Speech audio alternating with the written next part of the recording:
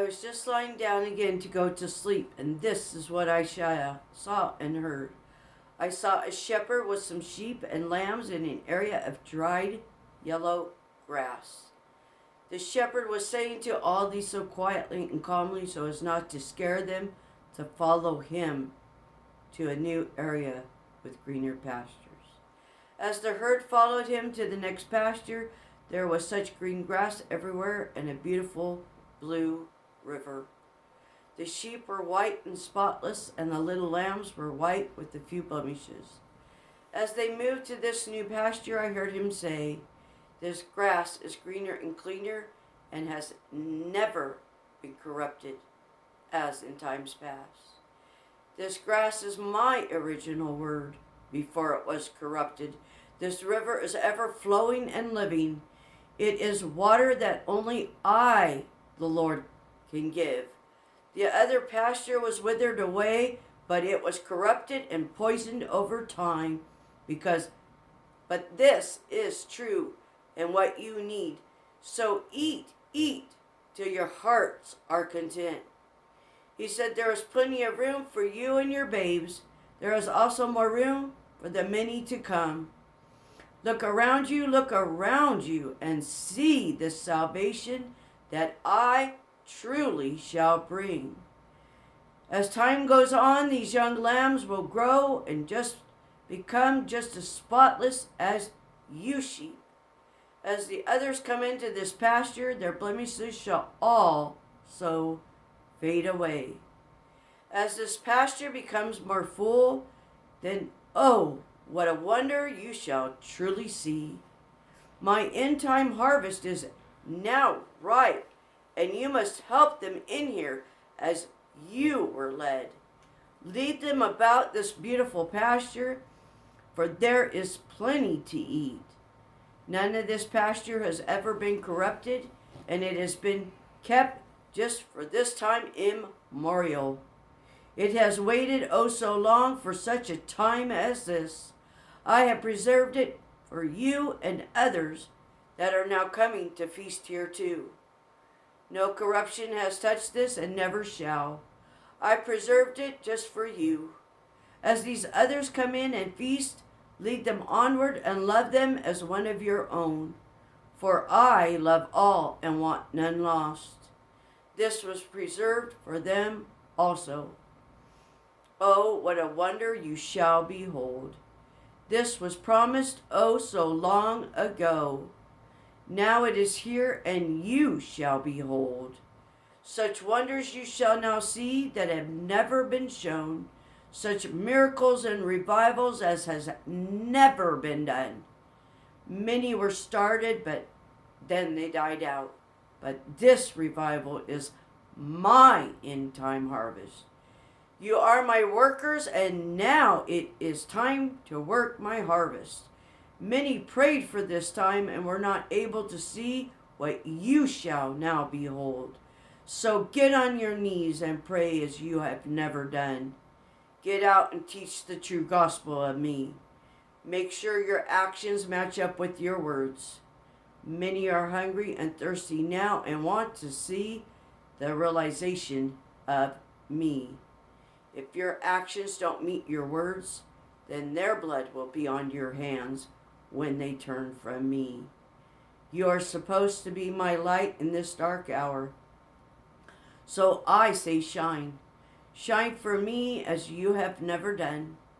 Too many have fell to the wayside because of thee. You thought yourselves oh so righteous, but I saw all.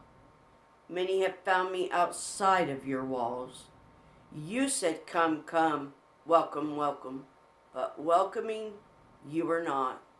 You looked at them and instantly judged them upon what you saw and heard.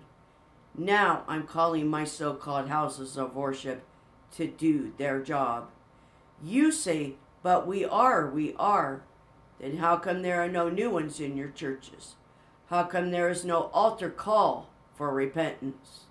You say, "Well, we don't need that because they are comfortable where they are." Are they? How do you know?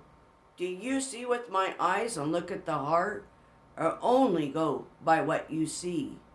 You say, but Lord, look about at all we do for thee.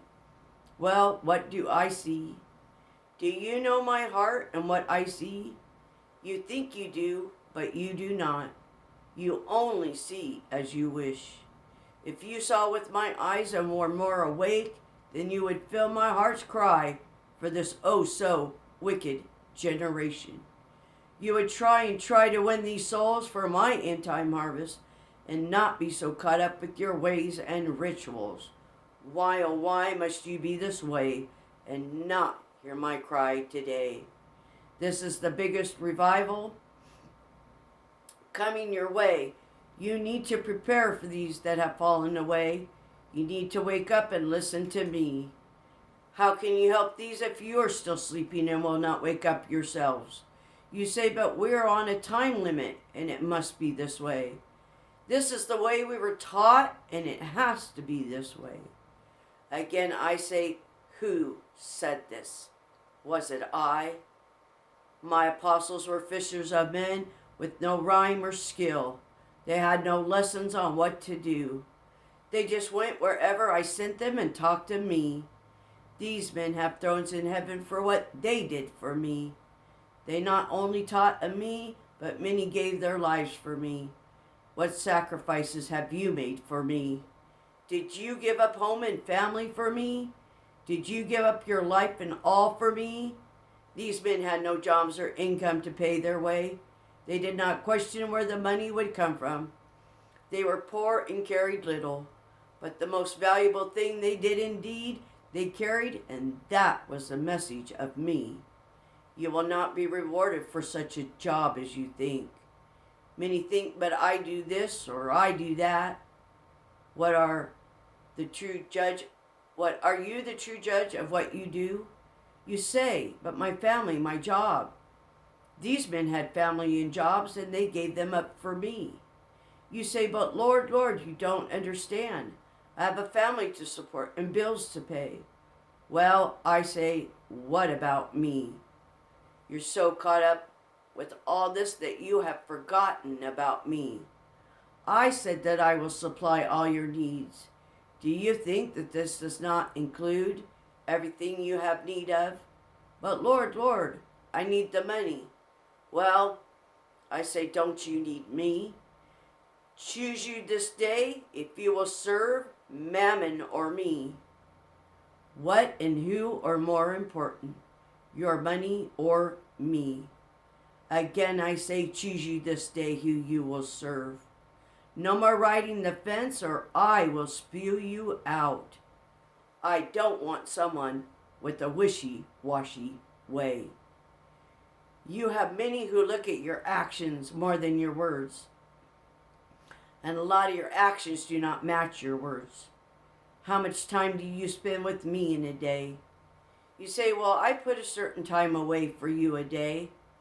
Well, my word says to pray without ceasing, but yet you only pray when you see fit. My word says to spend time in my word and learn of me. Yet some of you only look at my word when you go to my houses of worship. How can you thrive without my word in you? My word says to armor up. But how can you carry a sword without my word when my word is your weapon? How can you fight an unseen enemy without a weapon? Look at my gospels and how I, the Lord, used the word as a weapon against Satan himself. Yet you think that as a mortal, you don't need the same weapon? You really need to learn that my ways are not as your ways, and that I come first. My word says to worship me in spirit and truth. My word says to worship me with mind, body, and soul. Where is your mind today? Is it on your day or on me? Where is your soul if you're not feeding it throughout the day? Your body should be putting good things in so that good things come out. If all you put into your body is a negative, ugly, and fearful, then where does that leave you? You're so full of this stuff that you must eliminate it. So when it comes out the same. Bad things in, bad things out. Do you not see your folly? How much of your day do you spend with me in comparison to everything else? Do you walk and talk with me, or do you only look around at your day? Look at your folly, children, look at your folly, for I am calling. And you wonder why so many have fallen away. You need to start looking from the eyes that I have called you to see from. You look at the carnal and not at the spiritual. Start praying for discernment so that you can see in the spiritual. Look around, children, look around and see your folly, for I am is calling.